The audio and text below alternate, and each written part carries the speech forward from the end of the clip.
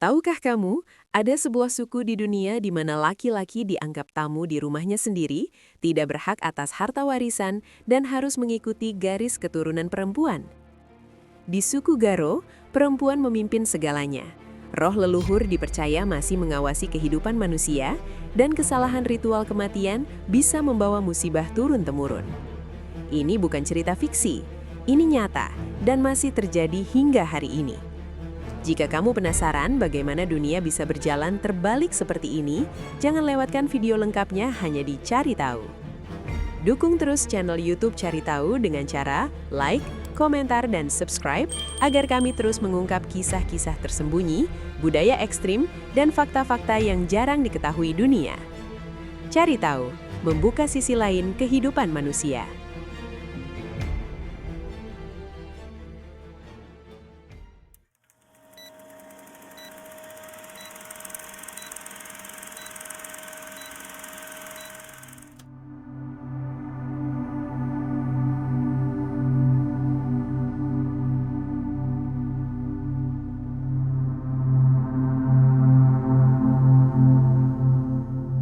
Di tengah perbukitan hijau negara bagian Meghalaya, India Timur Laut, hidup sebuah suku kuno dengan sistem sosial yang sangat bertolak belakang dengan kebanyakan masyarakat dunia. Mereka adalah suku Garo, kelompok etnis yang dikenal karena tradisi matrilineal ekstrim, kepercayaan animisme yang kuat, serta kebiasaan hidup yang bagi orang luar terasa sangat aneh dan misterius. Suku Garo, yang mendiami wilayah Meghalaya di timur laut India, dikenal sebagai salah satu masyarakat dengan sistem matrilineal paling murni di dunia. Dalam tradisi ini, seluruh harta keluarga, mulai dari tanah, rumah, hingga warisan leluhur, diturunkan kepada anak perempuan bungsu, yang disebut Nokna. Nokna bukan sekedar pewaris harta, tetapi juga penjaga garis keturunan dan kelangsungan klan. Sementara itu, laki-laki tidak memiliki hak waris. Setelah menikah, mereka justru meninggalkan rumah asalnya dan tinggal bersama keluarga istrinya, mengikuti garis keturunan perempuan. Dalam kehidupan suku Garo, perempuan memegang peran sentral sebagai pengelola ekonomi, pengambil keputusan keluarga, sekaligus simbol keseimbangan spiritual. Bagi masyarakat Garo, sistem ini bukanlah ketimpangan, melainkan warisan leluhur yang menjaga harmoni sosial sejak ratusan tahun lalu. Dalam budaya suku Garo, terdapat kenyataan sosial yang terdengar sangat keras bagi masyarakat modern. Sejak kecil, anak laki-laki sudah dibesarkan dengan pemahaman bahwa rumah tempat ia tumbuh bukanlah miliknya. Ia hidup, makan, dan berlindung di sana, tetapi secara adat ia hanyalah tamu sementara dalam garis keturunan ibunya. Ketika dewasa dan menikah, laki-laki Garo wajib meninggalkan rumah ibu dan berpindah ke rumah keluarga istrinya. Tidak ada pilihan untuk menetap atau mewarisi rumah asal. Perpindahan ini dianggap sebagai bagian alami dari siklus hidup, bukan hukuman atau pengusiran.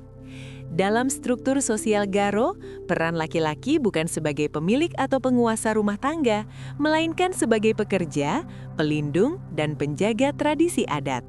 Mereka dihormati karena tanggung jawab dan kontribusinya, bukan karena kekuasaan atau kepemilikan harta. Bagi suku Garo, inilah bentuk keseimbangan. Perempuan menjaga garis keturunan, sementara laki-laki menjaga kelangsungan budaya.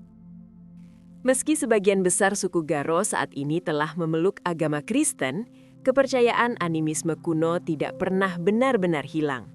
Di balik doa-doa modern, ritual leluhur masih dijalankan secara diam-diam, terutama di desa-desa terpencil dan dalam momen-momen genting seperti wabah penyakit, gagal panen, atau bencana alam.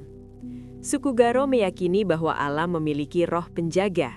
Hutan dianggap sebagai tempat bersemayam makhluk tak kasat mata yang bisa melindungi atau menghukum manusia. Sungai dipercaya mampu membawa berkah, tetapi juga kutukan jika dilanggar atau dicemari. Selain itu, arwah leluhur diyakini terus mengawasi kehidupan keturunannya, memastikan adat tetap dijunjung tinggi. Untuk menjaga keseimbangan antara manusia dan alam, ritual pengorbanan hewan masih dilakukan. Darah persembahan dianggap sebagai media penenang roh-roh alam agar tidak mendatangkan penyakit, kematian mendadak, atau bencana bagi desa. Bagi suku Garo, ritual ini bukan sekedar tradisi kuno, melainkan bentuk penghormatan terhadap kekuatan tak terlihat yang diyakini mengatur kehidupan mereka sejak zaman nenek moyang. Dalam budaya tradisional suku Garo, perkawinan bukanlah urusan perasaan pribadi, melainkan bagian dari strategi adat untuk menjaga kelangsungan klan. Keputusan menikah seringkali berada di tangan keluarga pihak perempuan, khususnya garis ibu, yang memiliki wewenang menentukan pasangan yang dianggap paling tepat. Cinta bukan prioritas utama, yang jauh lebih penting adalah kesesuaian klan agar tidak melanggar aturan adat dan garis keturunan tetap murni. Selain itu, keseimbangan sosial antar keluarga dan desa juga menjadi pertimbangan besar, karena perkawinan dipandang sebagai ikatan kolektif, bukan sekadar hubungan dua individu. Tujuan utama dari sistem ini adalah keberlanjutan garis keturunan perempuan yang menjadi fondasi kehidupan suku Garo. Dengan mengutamakan tradisi di atas cinta, masyarakat Garo percaya bahwa harmoni sosial dapat terjaga, konflik dapat dihindari, dan warisan leluhur tetap hidup dari generasi ke generasi. Bagi suku Garo, kematian bukanlah akhir dari segalanya, melainkan sebuah perpindahan dari dunia manusia ke alam ruh. Jiwa orang yang meninggal diyakini masih berada di sekitar keluarga untuk sementara waktu, sehingga perlu dipandu dengan ritual khusus agar tidak tersesat. Upacara pemakaman dilakukan dengan doa-doa adat dan mantra leluhur, yang berfungsi sebagai penunjuk jalan bagi ruh menuju alamnya. Setiap tahap ritual memiliki makna sakral, mulai dari persiapan jenazah hingga penutupan upacara. Kesalahan kecil, baik dalam ucapan, urutan ritual, maupun persembahan, dipercaya dapat menyebabkan ruh tidak tenang. Jika ruh dianggap gagal pergi dengan sempurna, masyarakat Garo meyakini ia bisa kembali dan mengganggu keluarga yang masih hidup, membawa penyakit, kemalangan, bahkan musibah yang diwariskan turun-temurun. Karena itulah, upacara kematian diperlakukan dengan sangat serius, sebagai bentuk penghormatan terakhir sekaligus perlindungan bagi generasi yang ditinggalkan. Suku Garo mengajarkan kita bahwa dunia tidak selalu berjalan dengan satu pola yang sama. Apa yang dianggap aneh, terbalik, atau tidak biasa oleh dunia modern, justru menjadi sumber keseimbangan dan kekuatan bagi mereka. Dari sistem matrilineal, ritual leluhur, hingga cara memandang hidup dan mati, suku Garo adalah bukti bahwa tradisi kuno masih mampu bertahan di tengah arus perubahan zaman. Semoga kisah dan fakta-fakta unik tentang suku Garo ini bisa membuka wawasan, menumbuhkan rasa hormat terhadap keberagaman budaya, dan membuat kita melihat dunia dari sudut pandang yang berbeda. Salam penutup. Terima kasih banyak telah menonton video ini sampai selesai.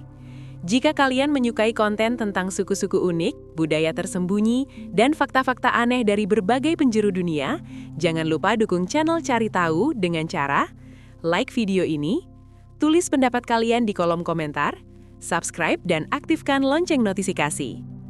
Dukungan kalian sangat berarti agar Pejuang Channel terus menyajikan konten-konten berkualitas dan membuka tabir dunia yang jarang diketahui. Sampai jumpa di video berikutnya. Terima kasih.